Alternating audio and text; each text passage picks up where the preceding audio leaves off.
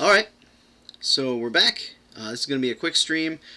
Just wanted to kind of give everybody a heads up. I went ahead and I printed the last version that I did in the Microsoft 3D Builder. So that one is done. I went ahead and I actually skipped my third version, so technically this is my third version. But anyway, so here's what we started with. This is the original prototype wing.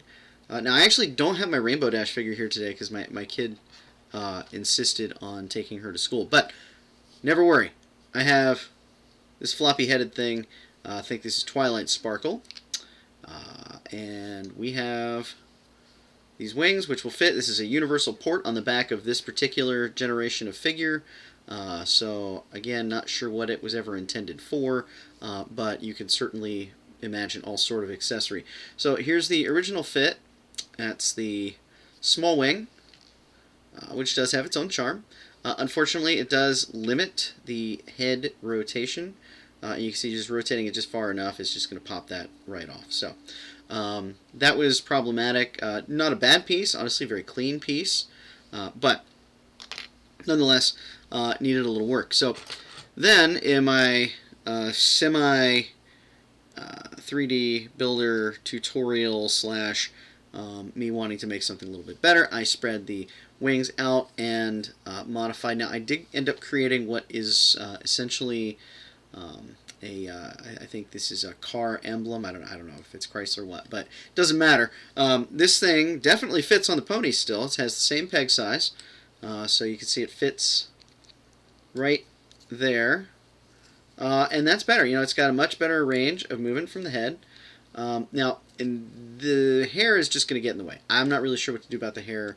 It's going to get hung up on these things. Maybe that's why these don't have wings to start with. I'm not sure.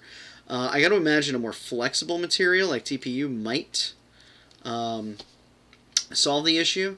But you know, because it would kind of bend out of the way. I think I haven't used it yet, so I'm not sure how that works. But you can see she's got a nice overall look with these wings, and the only problem is this big button backpack on the back. So it doesn't look bad. I don't know that it's aesthetically displeasing, but it's not really what I wanted when I started off. So we're just going to pop that little fella right off and set that down. And this is the final version. So this is actually sort of a mishmash of the two ideas. I have the much smaller button backpack and much wider wings. So you can see here, there's the original set of wings, and then there's the new ones, the ones on the body. There we go. So we do that. And so you can see the much larger wing, and they're comparable. They're about the same width overall as these, but you can see that they are still built just a little bit differently.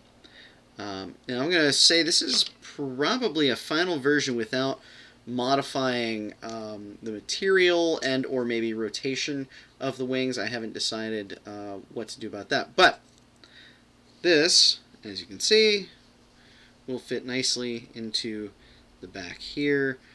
It does allow for the head rotation. Got good clearance. It's close. Actually, I think I may have this. There we go. There we go. Yeah, there we go. So it's got nice rotation of the head. The hair, of course, is still problematic. That's not necessarily the fault of the 3D print. But the back looks very clean, as you can see. The front looks really good.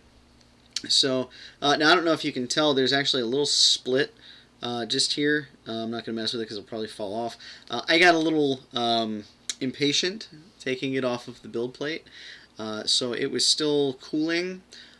And I just kind of yanked it off of there, and actually the whole thing came off no problem, but whereas the rest of the print was on supports, this one was actually just slightly affixed to the bed, and since I didn't use a raft this time because I was attempting to use the brim for the supports, this actually was just stuck right to the bed, and so a little bit of force applied to that because it's such a thin piece, and because the layers go horizontally like this, that is just snapped at the weak point. So unfortunately, you know, I'll have to build another one of these for my kid to play with, but I would say that this particular prototype is done and certainly ready to mass produce for My Little Pony figures, of which we have so very many.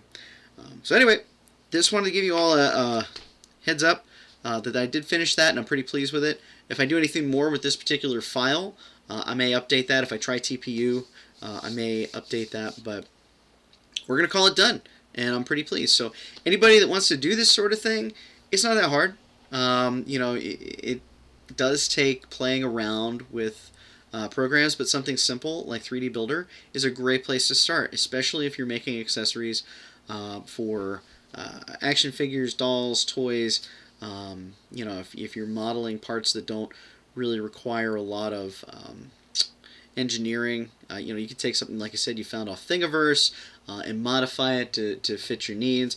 I'm thinking, hey, they want to go on a backpack adventure, right? Okay, cool. I'm going to grab some maybe some tan or some brown filament, and I'm going to run off a backpack model that I find on Thingiverse and put a 3.58. I think it's 3.58. I'm not sure. I don't remember. But I measured it with my caliper. So, but a 3.58 millimeter peg on the end of it, and stick it to her back, and that would probably do it. So, for a toy that might be a little bit older or may not have a lot of accessories originally designed to go with it, that's a great way to kind of extend that play value. So there you go. Thank you for joining me. If you stuck around this long, go ahead and like, subscribe. You know the deal, I guess. And I'll be around for more. Thanks.